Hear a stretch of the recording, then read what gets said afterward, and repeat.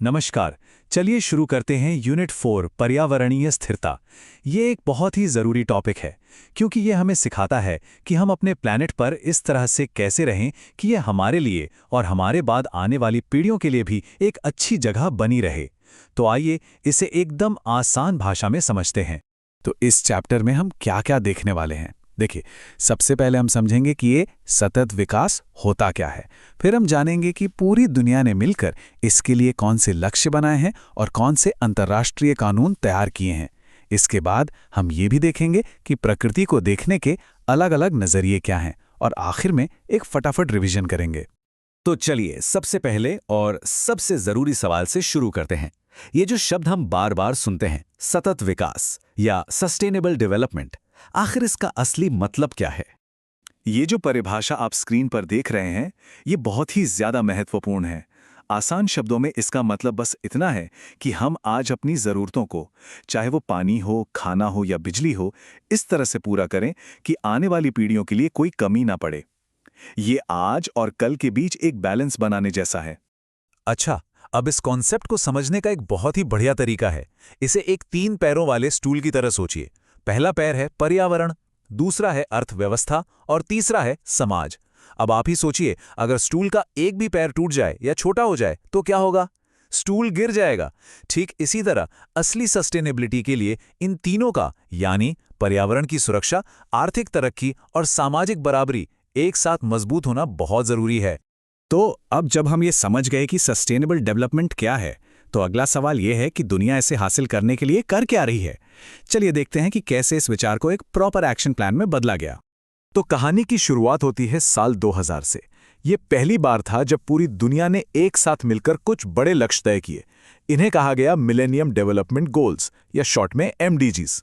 ये एक बहुत बड़ा कदम था। इसमें कुल 8 लक्ष्य थे और इनका फोकस खासतौर पर गरीब और विकासशील देशों की स्थिति को सुधारना था। फिर जब 2015 में MDGs का समय पूरा हुआ तो दुनिया ने इससे सीख लेकर एक और भी बड़ा और बेहतर प्लान बनाया, और वो थे सस्टेनेबल डेवलपमेंट गोल्स यानी SDGs। अब इन दोनों में फर्क देखिए। जहां MDGs में 8 लक्ष्य थे, वहीं SDGs में 17 लक्ष्य हैं। और सबसे बड़ा बदलाव ये था कि MDGs सिर्फ विकासशील देशों के लिए थे, पर SDGs दुनिया के हर देश के लिए हैं, चाहे वो अमीर हो या गरीब। और ये हैं वो 17 लक्ष्य। देखने में ये शायद आपको अलग अलग लगें, पर असल में ये सब एक पहेली के टुकड़ों की तरह एक दूसरे से जुड़े हुए हैं। जरा सोचिए, अगर हमें गरीबी खत्म करनी है, जो कि पहला लक्ष्य है, तो हमें लोगों को अच्छी शिक्षा भी देनी होगी और साफ ऊर्जा भी। और ये सब तभी मुमकिन है जब हम पानी के नीचे के जीवन और अपने पूरे पर्यावरण की रक्षा करें। सच कहूं तो ये पूरी दुनिया के बेहतर भविष्य का एक रोड मैप है। अब देखिए, सिर्फ लक्ष्य बना लेना ही काफी नहीं होता। उन लक्ष्यों को पाने के लिए कुछ नियम कानून भी तो चाहिए, है ना? तो चलिए अब हम दुनिया के कुछ सबसे जरूरी पर्यावरण समझौतों पर नजर डालते हैं, जिन्होंने हमारे प्लैनेट को बचाने के लिए नियम तय किए हैं। चलिए जरा इतिहास में झांकते हैं। 1992 में ब्राजील के रियो में हुआ अर्थ समिट एक तरह से एक बड़ी शुरुआत थी। फिर 1997 में आया क्योटो प्रोटोकॉल। ये पहला ऐसा समझौता था जिसने देशों पर प्रदूषण कम करने के लिए कानूनी तौर पर बाध्यकारी लक्ष्य लगाए। और 2015 का पेरिस समझौता तो एक गेम चेंजर था, जहां लगभग पूरी दुनिया ग्लोबल वार्मिंग से लड़ने के लिए एक साथ आई। अच्छा, इन समझौतों को हम ग्रुप्स में समझ सकते हैं। सबसे पहले वो जो हमारी हवा और जलवायु को बचाने के लिए है। UNFCCC एक तरह का मेन प्लेटफॉर्म है जहां सब देश आकर बात करते हैं।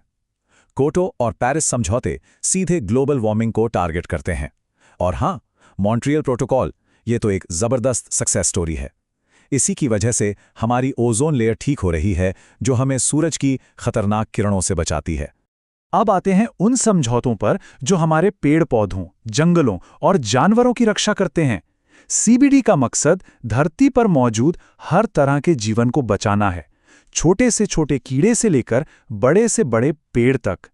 CMS उन प्रवासी पक्षियों और जानवरों की रक्षा करता है जो उड़कर या तैरकर एक देश से दूसरे देश जाते हैं। और साइट्स ये पक्का करता है कि एंडेंजर्ड जानवरों जैसे हाथी या बाघ के शरीर के अंगों का कोई गैर कानूनी व्यापार न हो। और आखिर में ये 2 समझौते, ये प्रदूषण को कंट्रोल करने और हमारी खास जगहों को बचाने के लिए हैं। बेसल कन्वेंशन एक बहुत ही जरूरी नियम है जो अमीर देशों को अपना जहरीला कचरा गरीब देशों में फेंकने से रोकता है। और रामसर कन्वेंशन हमारी झीलों, तालाबों और नदियों को बचाता है, जो पानी को साफ रखने और अनगिनत जीवों को घर देने का काम करती हैं। तो अब तक हमने देखा कि क्या करना है और कैसे करना है, पर अब बात करते हैं क्यों की। मतलब इन सभी कामों के पीछे की सोच क्या है। हम पर्यावरण के बारे में असल में सोचते कैसे हैं, चलिए इस पर भी एक नजर डालते हैं। देखिए, मोटे तौर पर 3 तरह की सोच होती है। पहली है मानव केंद्रित, जो कहती है कि इंसान सबसे ऊपर है और प्रकृति सिर्फ हमारे इस्तेमाल के लिए है। दूसरी है जीवन केंद्रित, जो मानती है कि धरती पर हर जीव को, चाहे वो एक चींटी हो या इंसान, जीने का बराबर का हक है। और तीसरी और सबसे व्यापक सोच है पारिस्थितिकी केंद्रित, जो कहती है कि पूरा इकोसिस्टम सबसे जरूरी है और हम इंसान इसके मालिक नहीं बल्कि इसका एक छोटा सा हिस्सा हैं। बहुत बढ़िया। तो हमने इस अध्याय के सभी जरूरी हिस्सों को एक एक करके समझ लिया है। अब आखिर में चलिए एक फटाफट रिवीजन कर लेते हैं, ताकि सब कुछ दिमाग में अच्छे से बैठ जाए। तो संक्षेप में याद रखने वाली बातें ये हैं। सतत विकास का मतलब है आज और कल में संतुलन। ये पर्यावरण, अर्थव्यवस्था और समाज, इन 3 स्तंभों का टिका है। दुनिया ने पहले 8 MDGs बनाए और अब 17 SDGs पर काम कर रही है। जलवायु, जीव जंतु और प्रदूषण से निपटने के लिए कई बड़े अंतर्राष्ट्रीय समझौते हैं। और हम प्रकृति के बारे में कैसे सोचते हैं, यानी मानव केंद्रित, जीवन केंद्रित या पारिस्थितिकी केंद्रित, यही हमारे कामों को दिशा देता है। बस ये पॉइंट्स याद रखिए, आपका पूरा चैप्टर तैयार है। For more clear explanations and daily IGNO videos, subscribe to IGNO Mind Decoded.